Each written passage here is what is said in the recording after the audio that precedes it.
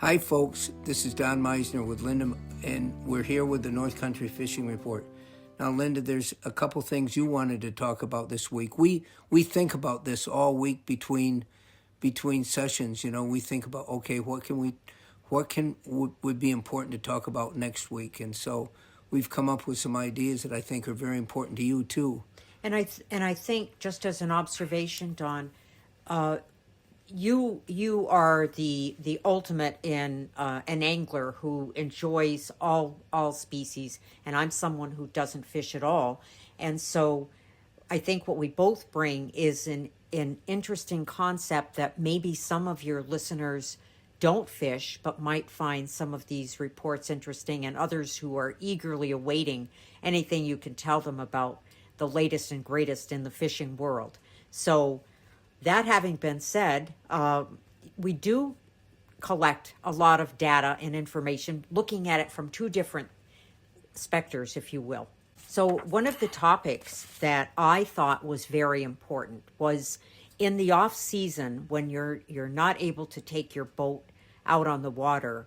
Now would be the perfect time to start preparing for summer fun, so that when that first day opens, and I don't know any of these dates, you would know that, but once you're able to get out on the water or go to a shore and start casting a line, that you're fully prepared for what that season means for you.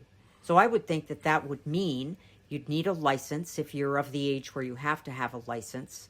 And I don't know those regs, Don, but that would be the first step. And I think your license entitles you to fish all year legally. Okay, I didn't know that. Yeah, so if you bought your license last year in July, you better be sure that when July rolls around that you have your license or you renew it. Okay. It's a pretty simple process to do. But you know what you're talking about, this is really important. You know, for example, trout season is the first thing to come around, and that happens in April. And you know, so we don't want people to April come around and say, "Oh, gee, where's my this or where's my that? Mm-hmm. I don't have anything ready to go trout fishing." Exactly. Well, if you took some time now to sort of put this stuff in place, and that's what we talk about: cleaning your gear, making sure it's all in top-notch condition. This is something that you can do in the wintertime, like right now.